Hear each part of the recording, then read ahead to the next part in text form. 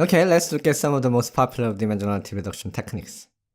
The first one is the principal component analysis, or PCA.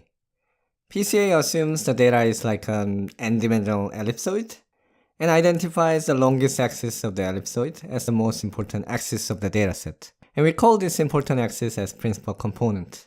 PCA is a linear method, and that means PCA does not even attempt to unfold any nonlinear complex manifold structure. It simply finds the best rotation of the whole dataset. And because of that, it works best if the data manifold is a line, a plane, or any low-dimensional linear space. Because PCA is simple and deterministic, it is also fast, transparent, and highly interpretable. And that means PCA is one of the most basic visualization tools that you will use all the time. And you'll learn more about PCA later. Okay, let's move on. Although there are many other methods, I'll just talk about 3 popular methods that cover a nice spectrum. So let me start with the multidimensional scaling, or MDS.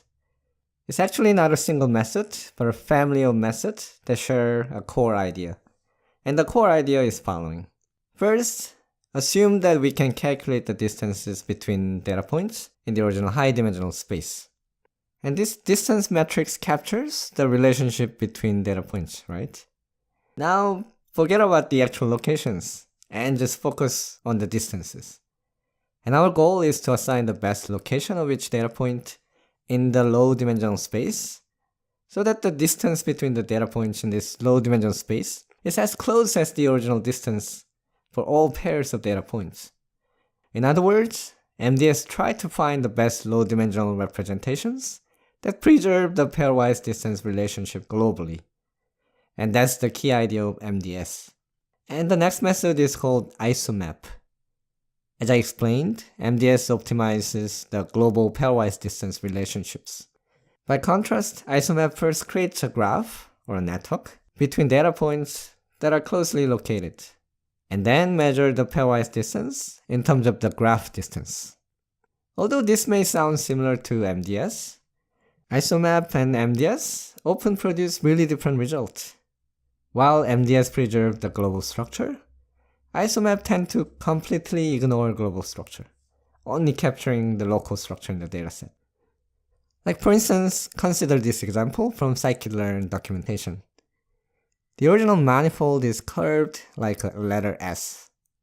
If you apply MDS, it picks up all the pairwise distance relationships and puts red data points close to the yellow data points, because they were fairly close originally, right? However, isomap is completely oblivious to the original S-shaped structure.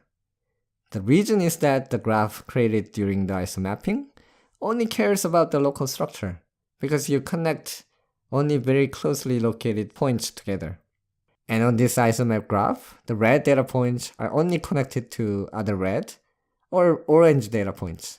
And orange data points are then connected to the yellow data points, and so on.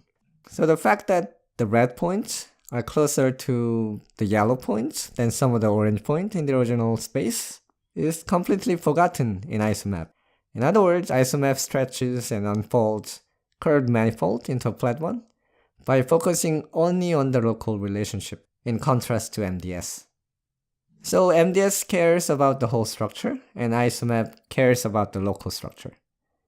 Then are there any methods that balance local and global structure? And yes, there are, and this leads us to one of the most popular methods called t-SNE.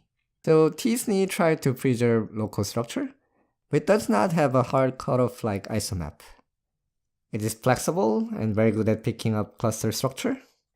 And because of its strengths, and maybe because it's developed by one of the fathers of deep learning, Geoffrey Hinton, it has been widely used in the machine learning community.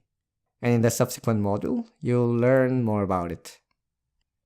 So there you have it. I think these 4 methods cover many use cases of dimensionality reduction. You have the PCA, the most basic, simple, and transparent method. You have the MDS, t-SNE, and isomap that emphasize global and local structure differentially. But also don't limit yourself only to these methods. There are many other methods, and also this is an active area of research, and that means you'll see many new methods in the future too. So good luck with chopping off extra dimensions, and thanks for watching.